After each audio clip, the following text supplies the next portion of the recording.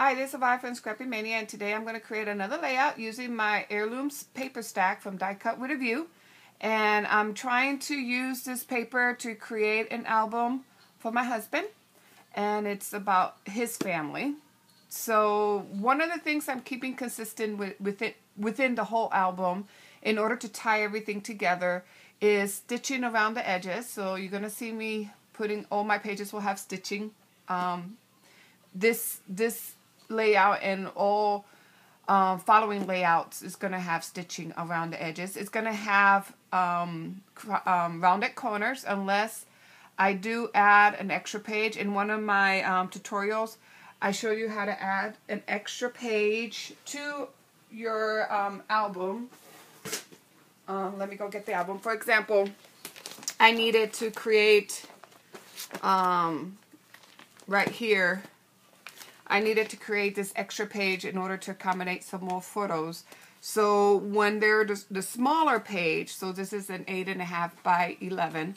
So these 8.5 by 11 sheets, if I do add another one of these sheets within my album, it's not going to have the rounded corner, but I will keep the stitching around the edges, and each page will have some type of feather motif, or the feathers. Like here it has feathers. So I'm trying to keep something that you will find and it is consistent between all the pages. And it's just preferably that's what I want to do with this album. I want to keep that there's something in one page that ties into the next page, aside from using the same paper stack to create all my layouts. So with that being said, let's go ahead and get started. So here is my paper stack. So I'm using Die Cut with a View. And I already started cutting out a lot of my pieces. So I already started, because the paper is very thin. This paper, as you can see, is very thin. I'm always backing it up with some white cardstock. So this one, I stitch around the edges. And I'm going to go ahead and ink and put my elements on the sheet, and I hope you like it. So I'm just going to fast forward my video and let's go ahead and get started. So here I'm just putting some ink around the edges, and I'm using Vintage Photo. And that envelope that you see there was created with a manila envelope, in which I cut and I sized to fit those report cards. Those are my father-in-law old report cards. And so I created kind of a little pocket to house those. So here I'm putting my clusters where I want them to be. And I'm just inking that little strip. And that strip was created with the Martha Stewart edge punch.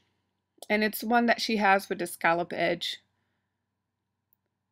So and that little doily that you see there was also created with the Martha Stewart circle around the page punch. I believe that's the name of it. And it's a new product for 2013. So here I'm just laying my elements, and that photo strip was actually from the paper, and then the stamp that I showed you was from Unity Stamp, and it says remember.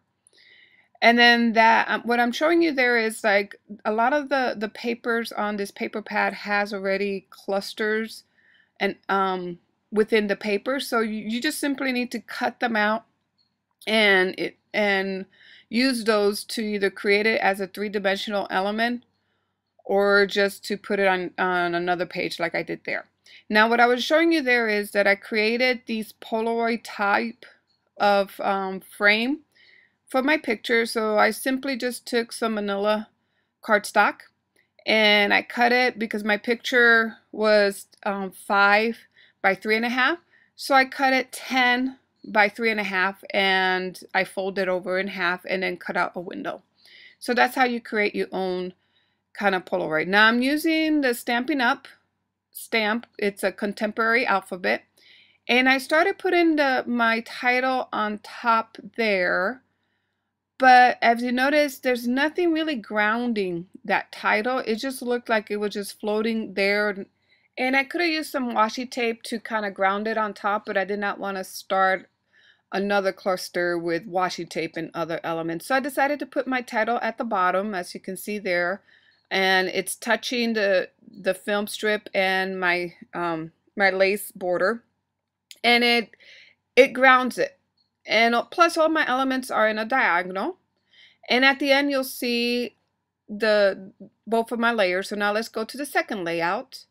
So here again, that was part of the paper, another piece of paper, which I cut out those elements out. It was a collage within that paper. And I really like doing that to this paper stack. Have you noticed that I tend to cut things out of the paper and then I lay it on another different type of color paper. So now I'm kind of measuring because I always cut my 12 by 12 a little shy from 12, the width to be a 12. I usually cut it like a 1/8 of an inch shorter.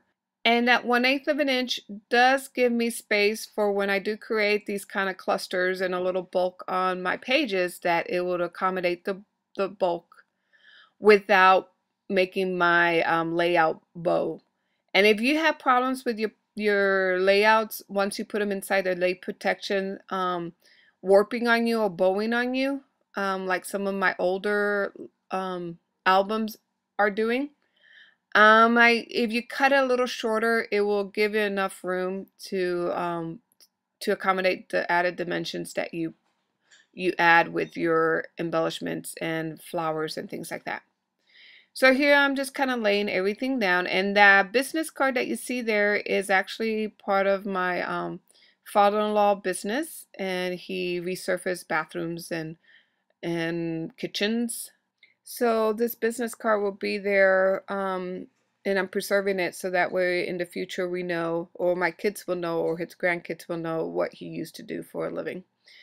So here I'm just putting some more clusters, some more embellishment. Now that picture that I put there is a bunch of Elvis plates. My father-in-law was a big Elvis fan. So in a little bit, the title for this one's going to say Long Live Elvis, because he really was an Elvis big fan. And he used to dress similar to Elvis in the 70s, and also had that the sideburns and everything. So that's why I kind of created this page with that as my title. So here I'm putting the title Long Live Elvis. And now I'm putting the date. Now these pictures were taken in 1979. And it's always a good thing to have a number stamp. Some of the new roller stamps that you buy here now, like from Amy Tangerine or from Dear Lizzie and those type of stamps, they don't really have a date stamp that goes further than 2001, maybe 2002. So that's why it's good to have like a number stamp that you can kind of go back in time.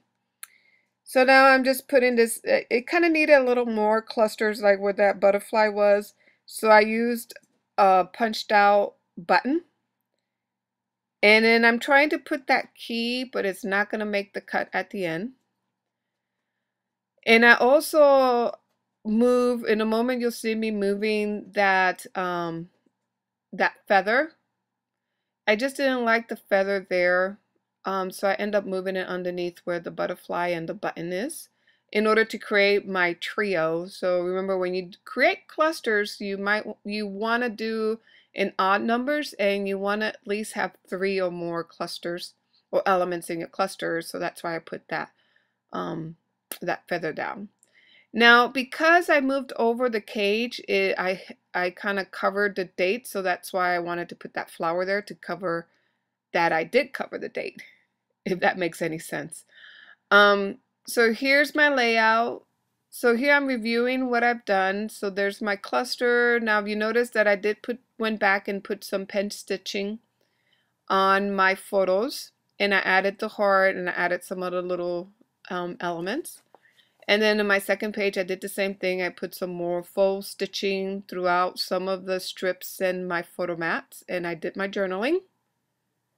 And there you have it. So I hope you like this tutorial and come back to see me for some more. And thank you for watching. Bye now.